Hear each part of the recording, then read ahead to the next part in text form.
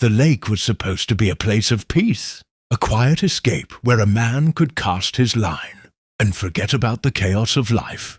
But in this neighborhood, even the water wasn't safe from the iron grip of the HOA. One fine afternoon, what began as a simple act of fishing turned into a war of rules, fines, and power. The HOA thought they could humiliate him, strip away his joy and make him bow to their authority. But they underestimated just how far one homeowner would go when pushed too far. What would drive a man to take everything back and leave the entire neighborhood stunned? Jake had always believed that home should mean peace. He and his wife, Maria, had moved into the neighborhood for the very reason so many others had: the winding streets, the tall oaks that cast shade in the summer, and the small, glittering lake that rested quietly at its heart. For Jake, that lake wasn't just scenery. It was a retreat.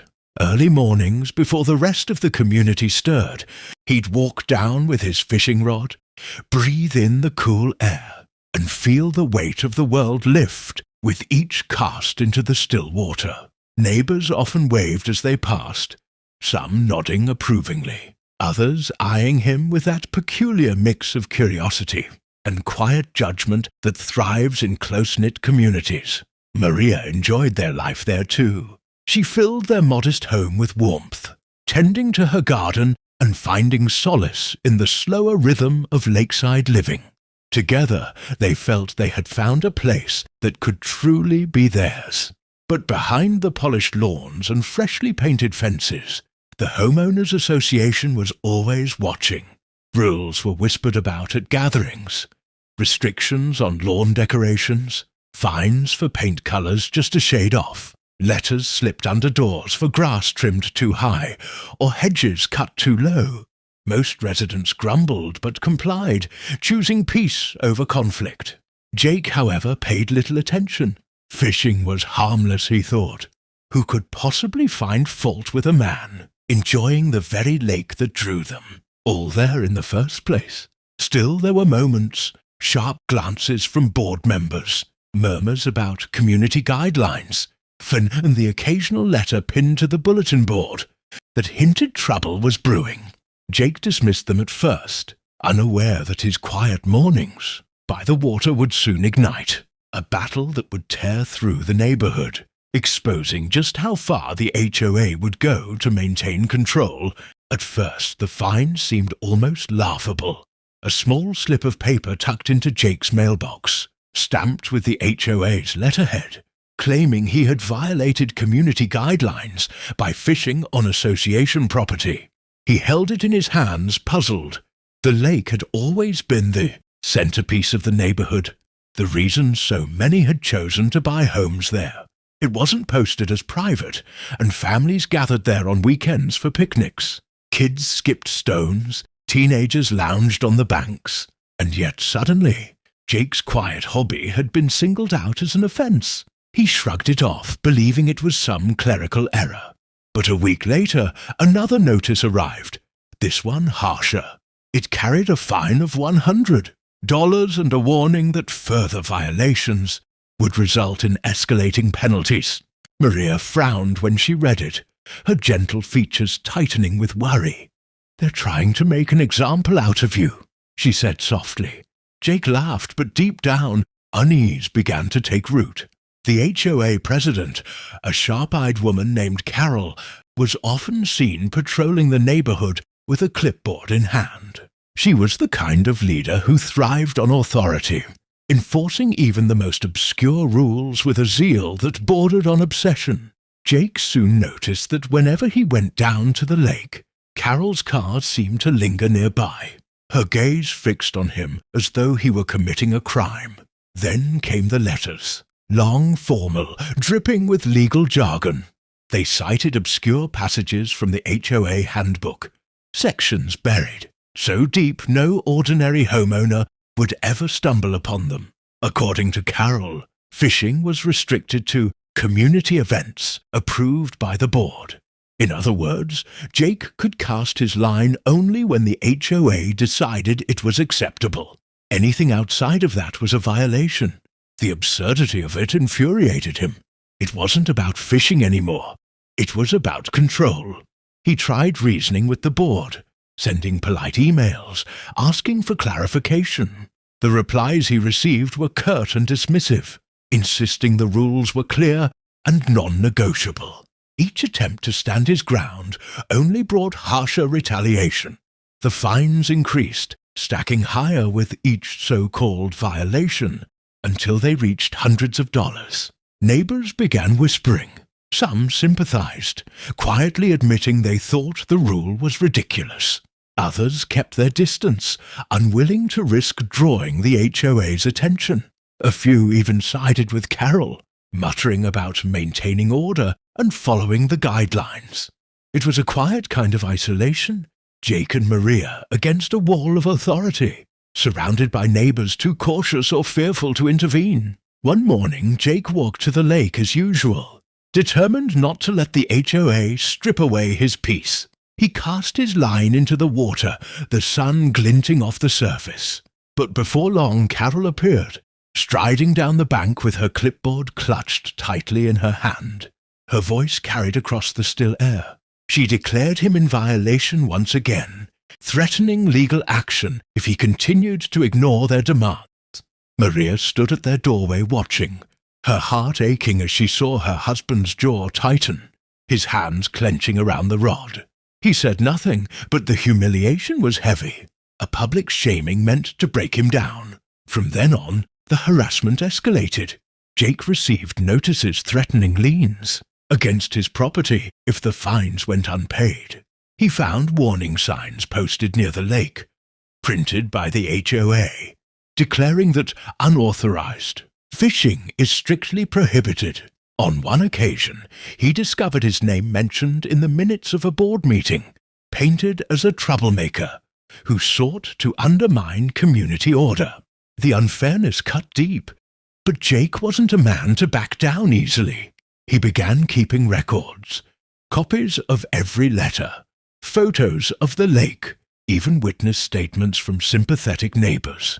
He researched property rights late into the night, stacks of papers spread across the kitchen table as Maria brought him coffee, her steady presence keeping him anchored. But the more he dug, the clearer it became. The HOA had written the rules in such a way that they always came out on top. Any appeal would be heard by the same board that had issued the fines in the first place. It was a closed system, designed not for fairness, but for obedience. Frustration turned into resolve. If the HOA wanted to play hardball, Jake would not only match them, he would outsmart them. He learned that the lake itself wasn't technically owned by the HOA. It belonged to a private seller who had never transferred the deed. When the community was built, the HOA leased rights to maintain it, but their control was weaker than they let on. That single discovery lit a fire in him. Still, he didn't move too quickly. Instead, he endured their harassment while quietly planning. Each new letter, each new fine, only hardened his resolve. Neighbors began to notice his calm defiance, whispering among themselves about what he might be planning. Carol, sensing she was losing her grip, doubled down. She threatened lawsuits, called special board meetings, and even hinted at suspending his community privileges. But Jake remained steady. He kept fishing, each cast into the lake a silent act of rebellion. And as the tension thickened, the neighborhood began to split, half watching in fear, half in quiet admiration. Then came the breaking point. One evening, as Jake packed up his gear, he found a notice taped to his front door.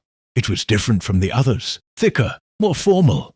The HOA had filed official paperwork to place a lien on his property, claiming thousands of dollars in unpaid fines. If left unchecked, it could threaten their very home.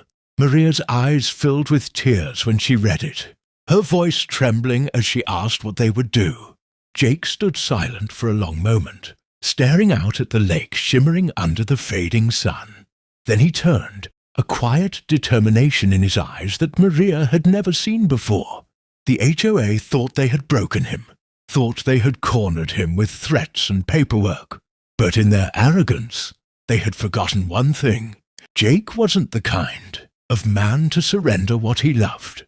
He had discovered a way to turn the tables. Something so bold, so unthinkable, that it would shake the neighborhood to its core. And soon, the HOA would realize they hadn't been fighting a rule breaker. They had been fighting a man ready to change the very ground beneath their feet. The storm finally broke on a sweltering summer afternoon, when the entire community gathered for the HOA's quarterly meeting. Folding chairs lined the clubhouse hall, the air buzzing with whispers of fines, rules, and discontent.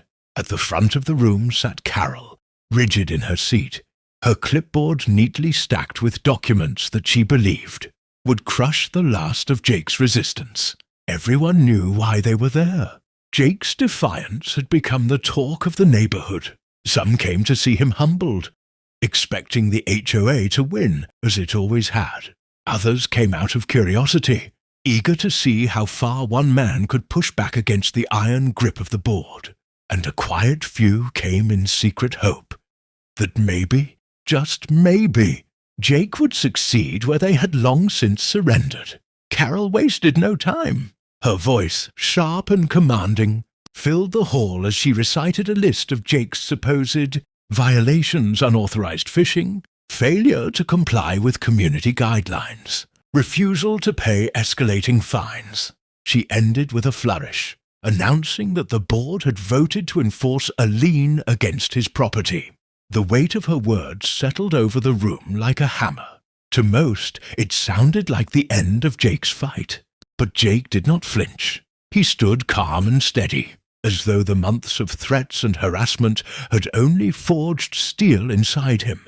Maria watched from the back of the room, her heart pounding, knowing what was about to unfold. When Carol asked if he had anything to say before the vote was finalized, Jake stepped forward. His voice carried not just through the room, but through every heavy silence that had suffocated the community for years. "You've spent months treating me like a criminal," he began, his eyes locked on Carol's. "You fined me, threatened me, and tried to take my home. But the truth is, this isn't about fishing.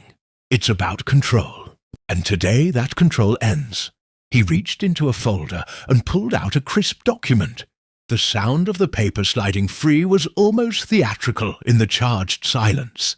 Holding it up for all to see, he announced what no one in the room could have expected. "I own the lake." Gasps erupted. The words rippled through the crowd like a shockwave. Neighbors turned to one another, whispering in disbelief. Carol's face, once composed and confident, drained of color. Jake explained calmly, every word a nail in the coffin of the board's authority. The lake, he revealed, had never belonged to the HOA. For decades, it had remained under private ownership, leased to the association for maintenance, but never truly theirs. When Jake discovered this loophole, he contacted the seller, negotiated quietly, and signed the papers. The deed was now in his name. The implications hit the room like thunder. All those fines, all those warnings, all that posturing from the HOA. It was nothing more than smoke and mirrors. They had no right to dictate who used the lake, no power to stop him from fishing. And now, as the legal owner, Jake had the power to do something no one had ever dared imagine. He could deny the HOA access altogether. Carol sputtered, her composure slipping. She demanded proof, accused him of lying, claimed it was impossible. But Jake laid the signed deed on the table before her, the ink still sharp and fresh. Silence followed, broken only by the murmurs of neighbors, leaning forward to glimpse the truth with their own eyes. It was the moment of collapse, the peak of all the tension, months of bullying unraveling in a single instant. Carol tried to recover, raising her voice, declaring the HOA would challenge the purchase in court. But her words rang hollow. For the first time, the neighbors were not nodding in fearful obedience.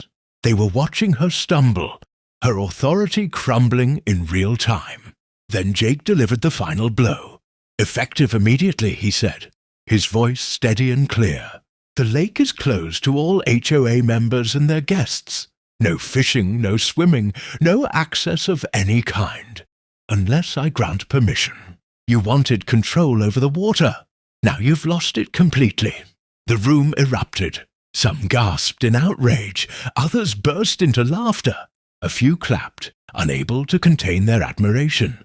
The power dynamic that had ruled the neighborhood for years had flipped in the span of a heartbeat.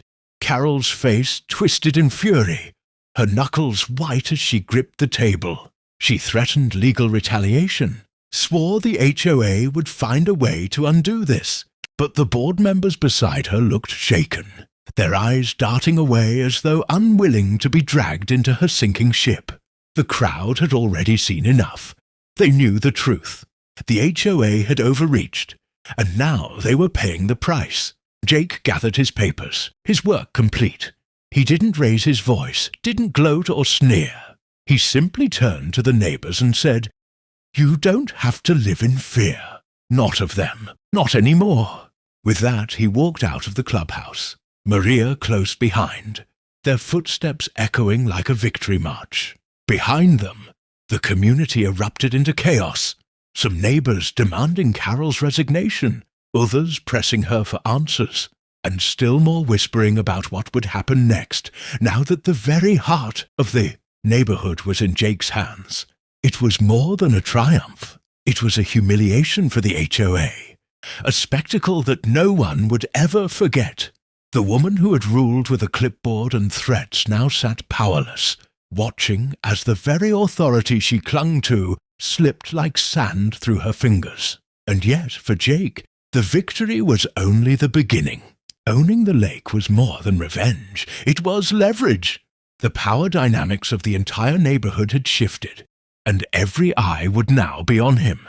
The question was no longer whether he could stand against the HOA. The question was, what would he do with the power he now held over every single person in the community? The aftermath of that fateful meeting did not settle quickly. Word spread through the neighborhood like wildfire. Jake had not only stood up to the HOA, but he had beaten them at their own game, and not just beaten them. He had turned their greatest weapon, the lake, into his own shield of power. Overnight, the dynamic of the community changed. Neighbors who had once kept their heads down now found the courage to speak up. Families whispered about challenging old rules, questioning fees, and even pushing for Carol's resignation. The aura of fear that had hung over the neighborhood for years seemed to lift, replaced by a cautious, buzzing sense of possibility. For the first time, the HOA did not seem invincible. But the victory was not without its consequences. The very next week, Carol filed complaints, threatening legal action to reclaim the lake. Letters were sent, demands made, and lawyers contacted. Yet every attempt met the same immovable wall, the deed in Jake's name. The law was clear. Whatever influence the HOA held, it stopped at the water's edge. And now that water belonged to him. Jake didn't wield his new authority recklessly. Though he had every right to keep the lake entirely to himself, he chose a different path, one that revealed the heart of his fight. Had never been about revenge. He announced that families could still enjoy the lake, but only on his terms. No HOA involvement, no arbitrary rules, no fines. If children wanted to fish, they could. If neighbors wanted to swim, they were welcome. The lake, he declared, would once again be for the community, free of the board's suffocating grip. The decision stunned everyone. Some had expected him to be vindictive, to shut everyone out as punishment. Instead, he gave back what the HOA had stolen, freedom, and in doing so, he earned not just respect, but loyalty. Families who once watched his battles from the sidelines now stood with him, grateful that he had endured the fight they themselves had been too afraid to start. Meanwhile, Carol's world crumbled. Her reputation, once untouchable, was in shambles. At the next HOA election, the turnout was unlike anything the community had ever seen. Homeowners who had skipped meetings for years arrived in droves, determined to end her reign. By the end of the night, Carol and her closest allies were voted out, replaced by a new board that promised transparency and fairness. The clipboard that had once symbolized fear now lay discarded, its power broken. For Jake and Maria, life finally began to settle into peace. The letters stopped. The fines vanished. Their mornings by the lake were once again their own, no longer shadowed by threats or suspicion. Maria tended her garden in quiet contentment, while Jake returned to his early fishing trips, the soft splash of the line against the water, reminding him of what they had fought for. But beneath the calm, something deeper had shifted. Jake had become a symbol, not just for his neighborhood, but for anyone who had ever felt trapped by petty authority. His story spread far beyond the subdivision's gates. Online forums buzzed with admiration. Neighbors in other towns whispered about it, and more than one homeowner elsewhere began to wonder, if he could do it, why couldn't they? The impact rippled. Nearby HOAs faced growing pushback from residents emboldened by Jake's example. Questions were asked, bylaws scrutinized, and communities reminded that power, no matter how entrenched, could always be challenged. Yet Jake himself never sought the spotlight. He wasn't a man chasing glory. He was a man who simply refused to be broken. Sitting by the water's edge with Maria at his side, he often reflected on how close they had come to losing everything. Their peace, their home, their dignity. And he knew one truth above all. It had never truly been about fishing. It had been about standing up when no one else would. The lake, shimmering beneath the morning sun, stood as a reminder of that truth. It was more than water and reeds and quiet ripples. It was the battleground where arrogance had been met with defiance, and where one man had proven that even the smallest act of resistance could grow into something unstoppable. Over time, the neighborhood began to heal. Families who had once been divided by fear found common ground in their newfound freedom. Barbecues returned to the lakefront. Children's laughter echoed across the water, and the community that had once felt suffocated by rules slowly rediscovered joy. As for Carol, she moved away within a year, her defeat too bitter to bear. Few missed her departure. The neighborhood she left behind was no longer a place where one person's obsession with control could dominate the lives of so many. Instead, it had become a place where residents remembered that their voices and their courage mattered. Jake often wondered what might have happened if he had simply paid the fines, if he had bowed his head and surrendered as so many had before him. The thought chilled him, because if he had done so, the lake would still be under lock and key, a symbol of obedience rather than freedom. And perhaps more importantly, the neighbors around him would still believe that the HOA's word was final. Instead, by refusing to bend, he had reshaped not only the rules of the community, but the spirit of the people within it. His fight had proven that sometimes all it takes is one person to break the cycle of fear, and that when one stands, others will find the courage to stand too. And so, the story of the lake became legend among the neighbors, told at gatherings, whispered to newcomers, and passed on as a warning to any future board members who might think of reviving old ways. It was no longer just Jake's story. It belonged to everyone who had once lived under the shadow of the HOA's control. In the end, the greatest victory was not the deed itself, nor the downfall of the board.